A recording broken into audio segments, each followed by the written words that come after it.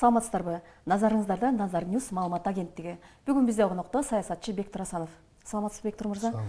Кече жакында эле биринчи митингдер боюнча баштайлы. Кече жакында эле Ат башыда логистикалык борбор курулушуна каршы митинг өттү да. Сиздин саясатчы катары ошол митингге пикириңиз кандай? Кимдир бирөөлөр кызыктыруучу эми тараптар барбы же болбосо? Бул жерде мен аябай баам салып турдум да. Кечээки митингди мен баягы түз эфирден интернет аркылуу көрдүм, байкап отурдум. Бул жерде өтө чоң бир эмне деп коет, баягы туура эмес иш болуп калды биздин мамлекетибиз үчүн, жалпы экономикабыз үчүн, мамлекеттин аброю үчүн. Баягы өкмөттүн туура эмес иш аракеттери, эл менен түшүндүрүү иштерин жүргүзө албагандыгы эбегейсиз чоң бир инвесторду бизден кетирди да. 280 миллион деген доллар, Кыргызстанга бир жылда 500-600 миллион түз инвестиция кирет. Ошонун жарымы кирбей кетип калды деген сөз да.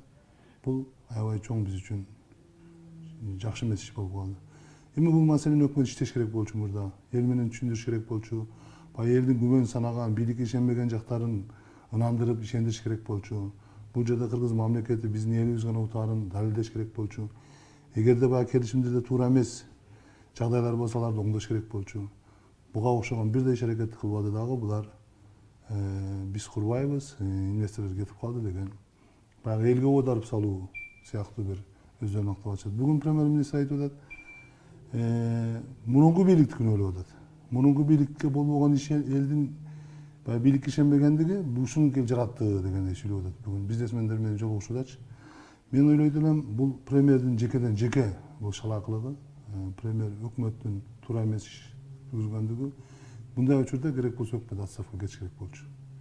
Эгерде ушунчалык бир чоң инвестицияны өздөрү жарыя кылып, ал жерге барышып, фундаментин куюп башташып, мамлекеттик саясат, өкмөттүн негизги саясаты кылып атып туруп, анан бүгүнкү күнү мындан баш тартып коюшу менин оюмча бул өкмөттүн, бүгүнкү өкмөттүн бул алсыздыгы.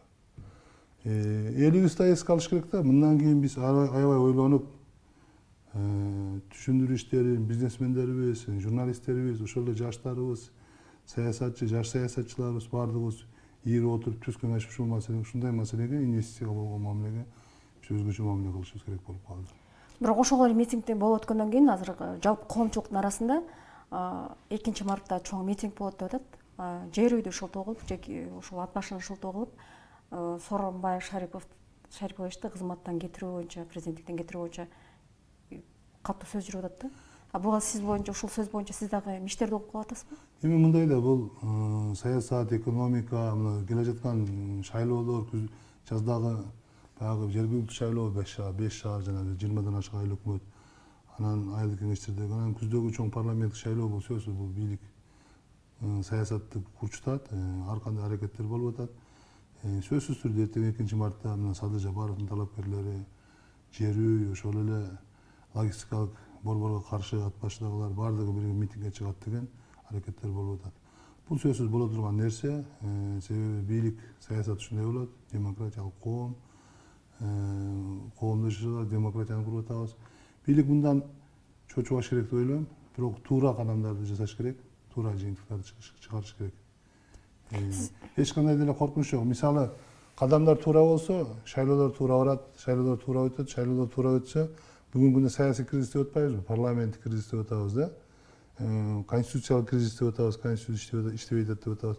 Ушунун баары туура кадамдар менен, перезагрузка деп коет го, парламенттик шайлоого барып бүт баары перезагрузка болуш керек. Себеби эл кайрадан шайлоого барат, кайрадан өкмөт, парламент түзүлөт, кайрадан өкмөт түзүлөт. Ошону менен бүт баары перезагрузка болуп, мамлекет баягы бир стабилдүүлүккө түшүп калыш керек да. Бийликтин саясаты ошол жаатта болуш керек. Ошо Кыргызстан эгемендүүлүк алып келгенден бери ошо митингдер менен келе атабыз да. Деги эле ошол сиз ошо митингдин башында туруп келген адамдардын бирисиз, катарында. Ошол митингдин Кыргызстанга пайдасы барбы, жокпу? Бул ошол митингдин улам эле Кыргызстанда боло бериши Кыргызстандын экономикасына бир кандайдыр бир зыянын келтирген жокпу?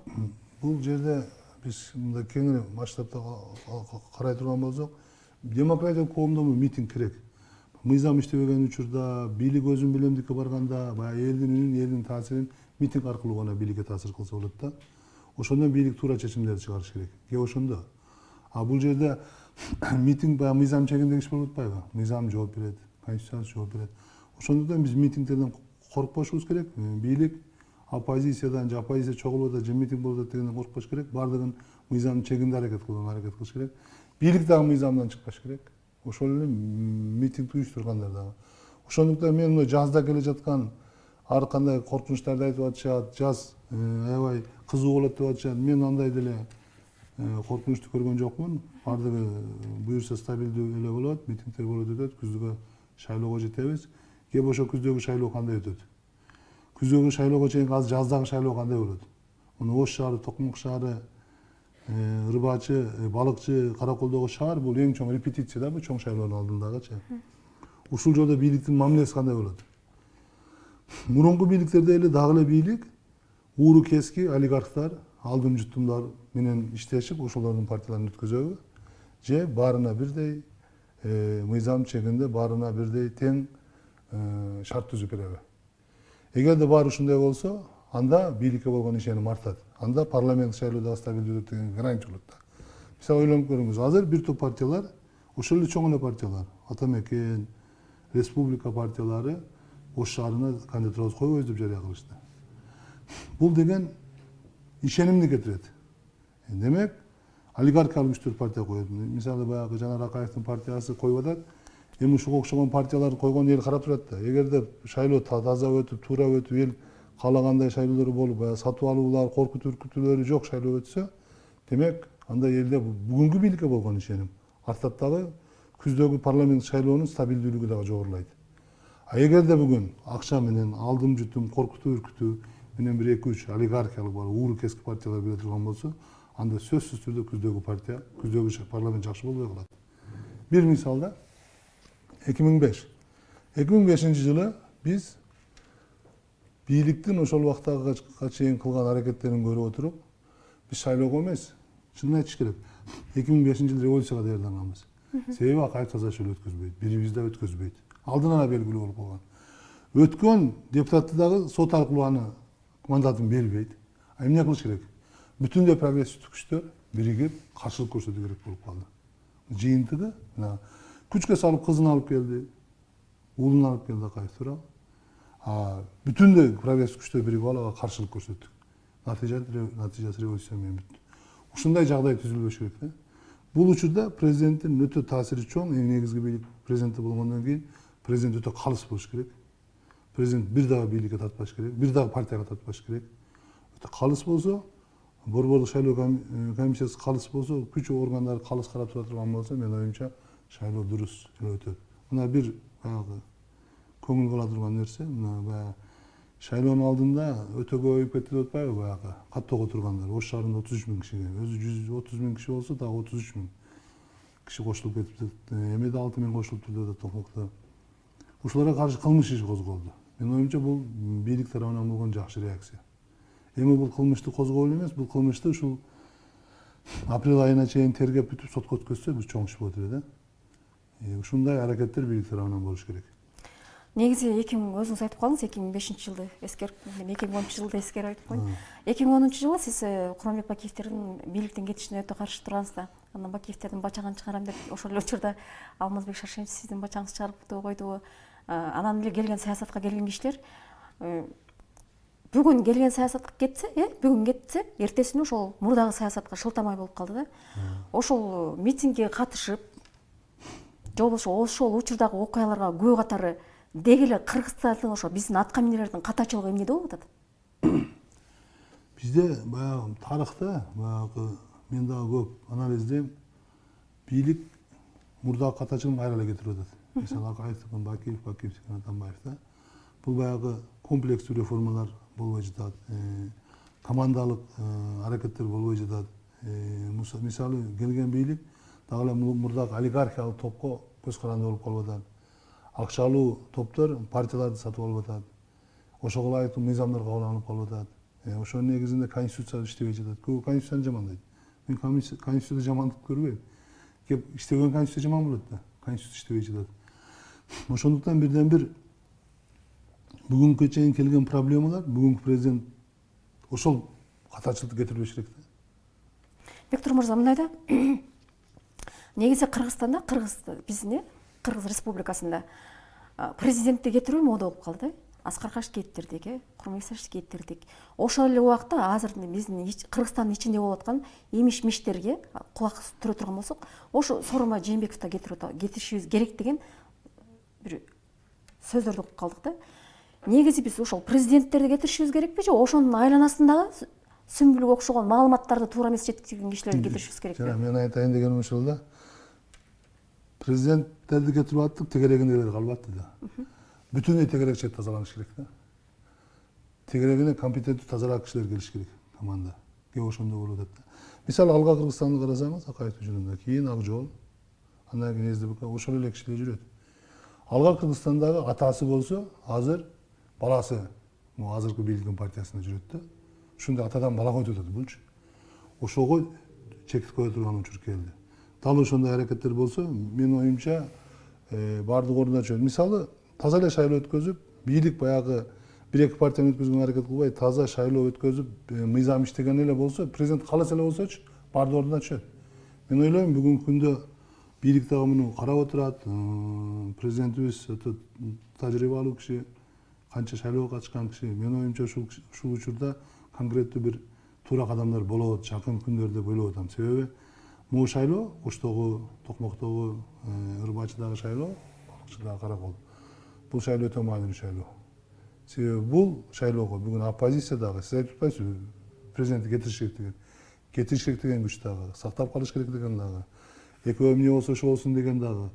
Бүт бардык күчтөр, саясий күчтөр бүгүн ушул шайлоону карап турат. Бүгүнкү местный шайлоону карап турат да, жергиликтүү шайлоону.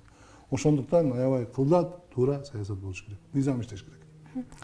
Аны менен катар эле Сооронбай Шариповичтин күчтүү кадры же болбосо өзүнүн командасы жок деген ачуу пикирлер айтылып атат. Ага сиз кандай дейсиз? Эми команданы ал киши өзү түзөт. Ал киши бирок парламенттик башкарууда. Парламент жок, парламенттик башкаруу, бирок президент өзүнүн командасы болот да. Президент бүгүн айтып атпайбызбы, парламент слабый, алсыз, өкмөт алсыздыгынан бүт жоопкерчиликти президент алып атат. Кээ бирөө узурпация деп айтып атат. Биз деле айтып атабыз да. Атамбаевден калган узурпацияланган бийлик. Бирок бийлик жерде калгандан кийин президент өзүнө алды да. Муну да түшүнүшүбүз керек. Бирок ошол эле учурда командада команда күчтүү эмес деген жоромолдор бар. Менин оюмча команданын күчтүү команда качан келет? Күчтүү команданы элдин сынынан өткөндөрдөн чогултса чоң иш болмок да. Ошол эле парламент шайлоону карап, жергиликтүү шайлоодо элде кадыр баркы бар, элде мына таза шайлоону утуп келген партиялардан, ошондой депутаттардан команда чогултса, менин оюмча командасы күчтүү болмок. Дагы эле мүмкүнчүлүк бар, убакыт бар, Кудай буюрса. Мен ойлойм, ушул жакын күндөрдө бийлик дагы бир конкреттүү кадамдарга барат деп ойлоп турам. Эгер барбаса, ойлонбосо, баягы самочокко коюп койсо, убакыт өтүп кеткенден кийин кыйындай берет. Оппозициялык күчтөрдү, мен баары менен эле байланыштамын да, сүйлөшүп атабыз. Оппозициялык күчтөр өтө катуу сүйлөшүүлөр болуп жатат. Кайсы партия барат, барбайт, бир туунун алдында биргебиз дегендей 15-20 мартка барып оппозиция бүтүндөй өтө кеңири масштабтагы бир оппозиция түзүлгөн калды азыр. Күздө бир масштабтуу бир единый фронт болуп бир оппозиция чыккычулай болуп турат. 2007-жылы билесиз, Атамекен партиясынын туусунун алдында бүтүндөй оппозиция бириккен. Бир гана СДПК кирбей калган, калганы баары чогулган. Ошол сыяктуу тенденция бүгүн болуп жатат да. Жакынкы 1,5-2 айдын ичинде ушулар калыптанып бүтөт. Сиз өзүңүз оппозицияга кошулайын деген оюңуз барбы, же болбосо ошол оппозициянын кишилери сизге бизге кошул деп чакырган жокпу? Бул нерсе саясатта бардык күчтөр менен сүйлөшүүлөр болот, болуп атат. Бирок баягы негизги маселе болуш керек да, биз 30 жылдык саясий тажрыйбадан, мамлекеттин тарыхын карап отуруп туура чечимге барыш керек деген ойлор бар. Биз азыр ар бир саясатчы өтө жоопкерчиликтүү болуш керек. Мен ойлойм, бийлик менен оппозицияда эмес, дагы башка сырткы саясатты да эске алышыбыз керек. Эл аралык саясатты да эске алышыбыз керек. Мамлекеттин мындан кийинки акыбалын да эске алышыбыз керек. Биз тупик өлкөбүз. 30 жылдан бери темир жолубуз курулбай жатат. Эмнеге курулбай жатат? Ушул суроолорго да жооп бериш керек. Биз ачык эле айтып атабыз, бир топ саясатчылар пикирлешти. Темир жолду ким курам десе, биз ошол саясий күч менен бирге болобуз. Себеби президенттин курам деп атат, биз бирге болобуз. Эгерде темир жолду курбасак, Биздин Кыргызстандын келечеги бул кыйын болуп калат. Коррупция менен күрөш боло берет, башка боло берет. Темир жол курмайынча бизде тупик, экономика өнүкпөйт. Мамлекет динамикалык өнүгүү үчүн транзиттик өлкө болушубуз керек. Биз тоолуу өлкөбүз. Ошондуктан мына халк аябай тездик менен көбөйүп атат. Биз 2030-жылы 8,5 миллион халк болдук экен, бүгүнкү темп менен өксөк. 5 миллиондон ашык бүгүнкү экономика 5 миллиондон ашык кишини бага албайт. 3 миллиондон ашыгы сыртта. Бүгүн 1 миллиондо атабыз, 3 миллион. 2050-жылы 6 миллион, 7 миллион киши сыртта болот. Ошондуктан биз ушундай маселе, мамлекет көз каранды эмес, эркин саясат, экономикалык саясий жүргүзүп атыргандай саясатты кылышыбыз керек да. Биз ошол күч менен бирге болобуз. Кудай буйрса, жакын күндөрү өзүбүздүн көз карашыбыз, саясий көз карашыбыз боюнча бир топ саясатчылар жарыя кылабыз. Эл аралык мамиледе кыргыз мамлекети туура эле кадамдар таштап атабы? Менин оюмча бир топ туура кадамдар бар атат, бирок акыркы жылдары биз көп векторлукту жоготуп койдук.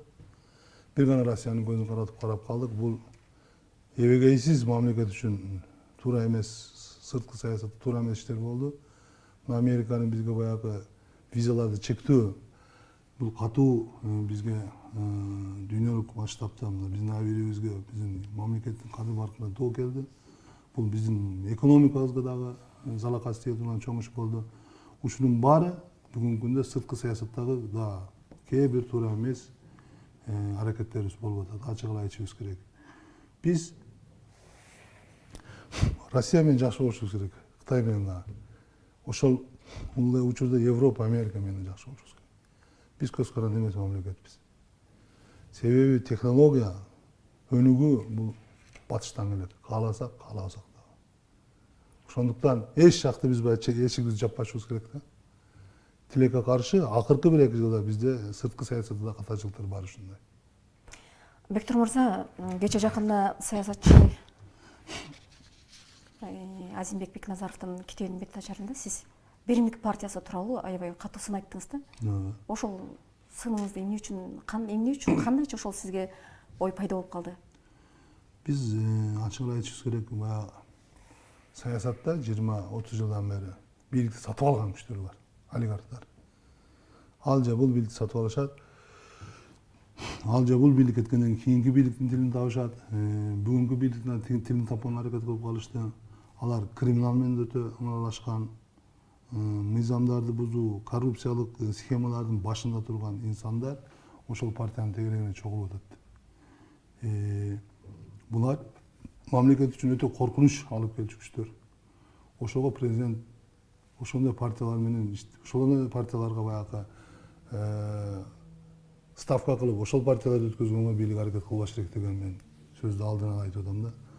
Себеби бул партиялар Акаевди дагы бир убакта сиз өмүр бою отуруңуз, 3-срок караңыз деди. Бакиевди, Бакиев тегеренен баласы Максимди сени президент кылабыз деген күчтөр. Кийин Атамбаевди сиз Журт атасы. Кой ташта отуруп алып, эл атасы, журт атасы болуп, сиз башкарасыз дешти. Бүгүнкү бийликти да алар ошентип башына айлантат. Ошондуктан бул партиядан өтө этият болуш керек. Президенттер эмес, бүтүндөй кыргыз мамлекет, кыргыз эли этият болуш керек. Мен ушуну эскертейин деп айткам. Бектур мырза, мындай да акыркы жылдары Кыргызстанда мамлекеттик кызматкерлердин аброю төгүлдү да. Ошол эле айтайлы депутаттар да. Булар коомчулукка шылдың алышты. Ошого эле карабастан депутаттыкка умтулуу аябай күчөдү да. Сиз дагы ошол депутаттыкка аттанайын деген оюңуз барбы? Эмне себептен? Кандай кызыкчылык бар сизде? Мисалы, депутатты өткөн парламентте бир кишинин каалоосу менен кызмет түзүлгөн. Мисалы, мурунку президент. Эгер бир кишине жаксаң депутатсың. Биз адилеттүү шайлоо деген элге жагып депутат болуп келди деп атабыз. Элдин таразасынан өткөн депутаттын бул кадыр баркы башкача болот. Биздин максатыбыз ошондой. Эл аркылуу келиш керек. Эл шайласа келебиз, эл шайлабаса келбейбиз деген. Вот маселе ошондо турат да. Авторитардык мамлекеттерде президент каалагандай болот. А демократиялык өлкөлөрдө баягы шайлоо мыйзамы баарына бирдей иштеген жерде анда парламент кадыр барктуу парламент болот да. Биздин аракетибиз биз бүгүнкүдөй парламент эмес, биз кадыр барктуу чыныгы парламент келейин деген аракетибиз бар.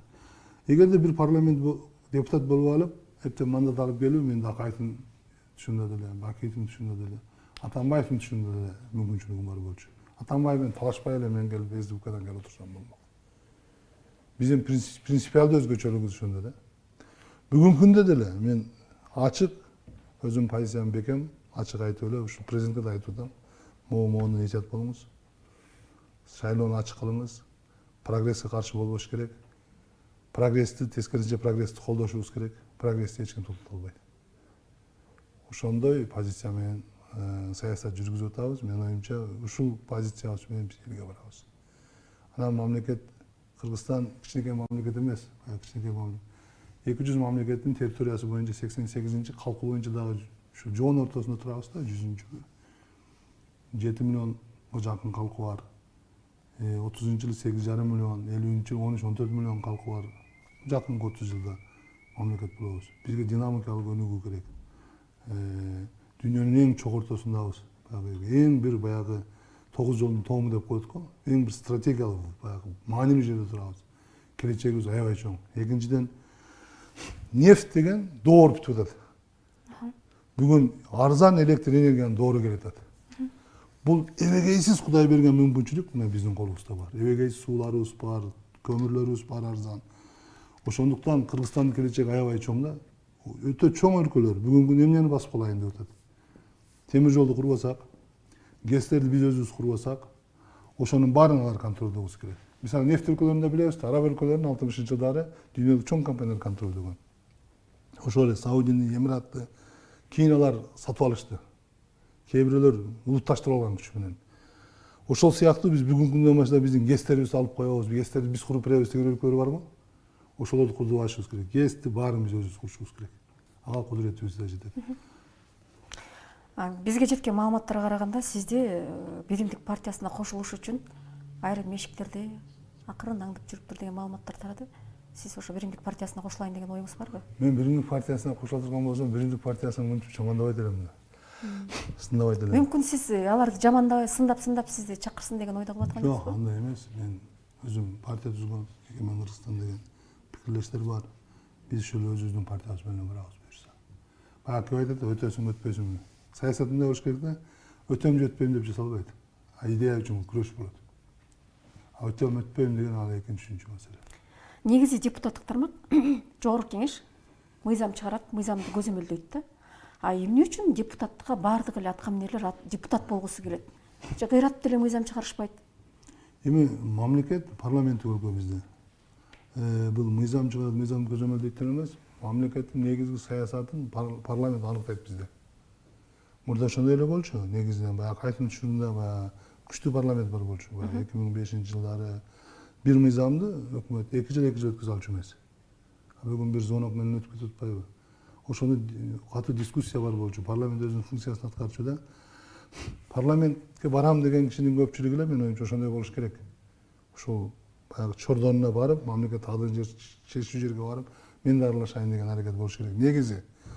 Ошол эле учурда ошол жерге барып, баягы акчамы көбөйтөйүн, таасирими калтырайын, өзүмү сактап калайын деген аракеттер сөзсүз бар да.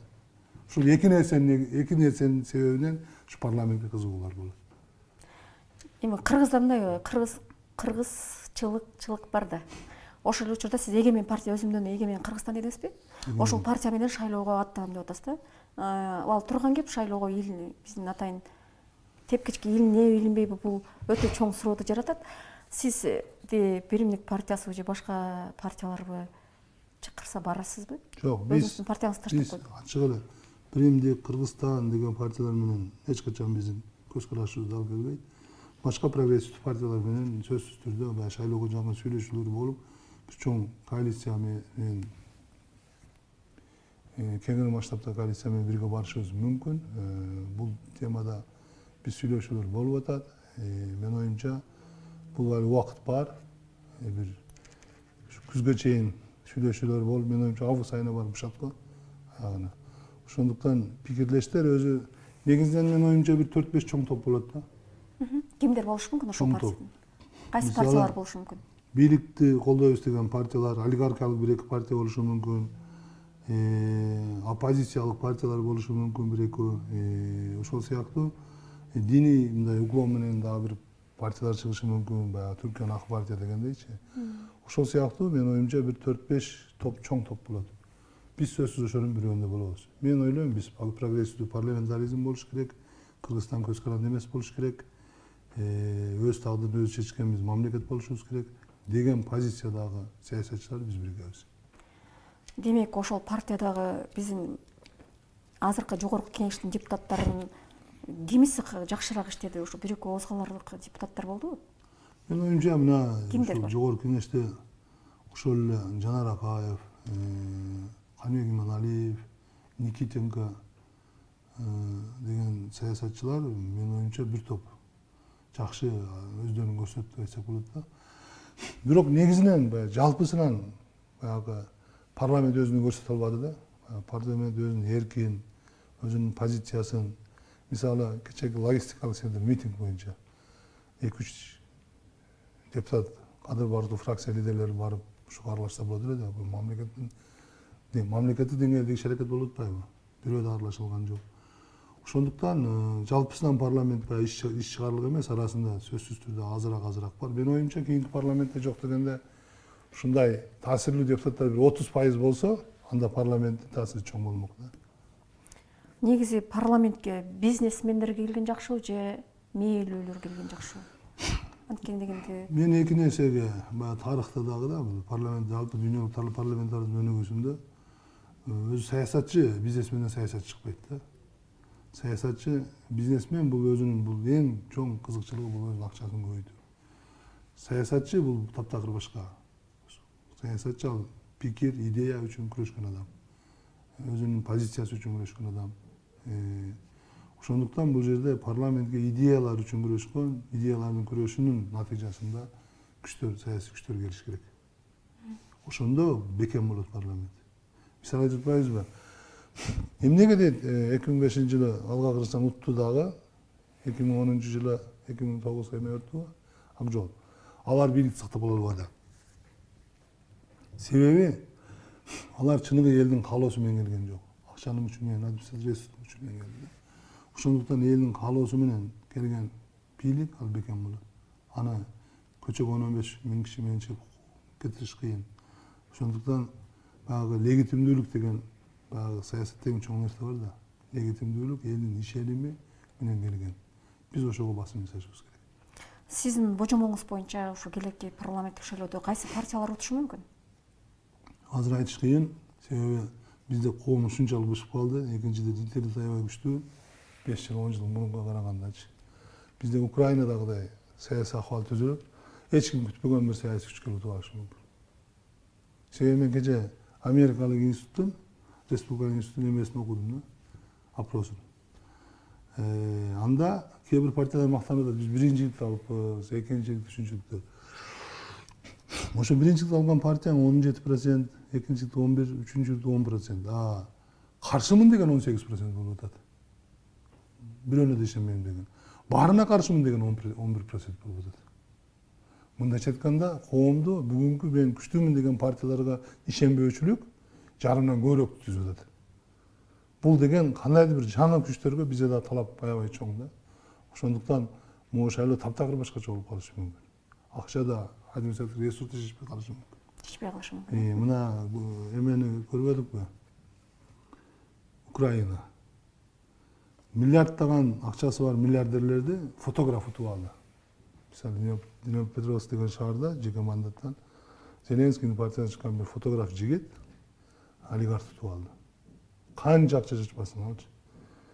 Натыйжада бүтүндөй эмеде Украинада саясий элита толугу менен алмашты деп айтсак болот да. Бизде да ошондой, менин оюмча менде ошондой үмүт бар. Толук алмашпаса дагы саясий элита жок дегенде 30-40% алмашат. Эгер 30% алмашып калды деген Кыргызстанда саясий элита, бул Кыргызстанда чоң прогресс болду деген сөз да. Азыркы Кыргыз Республикасынын президенти Сооронбай Жээнбековдун мамлекетти башкаруу системасындагы туура жана туура эмес жактары барбы?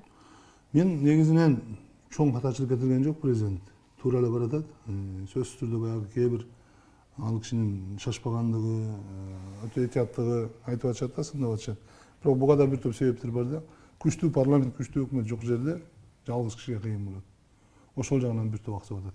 Менин оюмча могу парламент татыктуу, жакшы парламент келсе, менин оюмча президентке да бир топ жеңил болот. Өкмөт өзүнүн ишин, парламент өзүнүн ишин жасап кетмек. Негизинен катачылык жок бул кишиде. Азырынча туура түз баратат. Конечно, шашпай атат деп атат. Элдер бир топ алым сынбай жатат, себеби биздики эл аябай чоң кадамдарды күтүп атат да. А негизинен менин оюмча туура баратат саясат. Сизге эркин микрофон.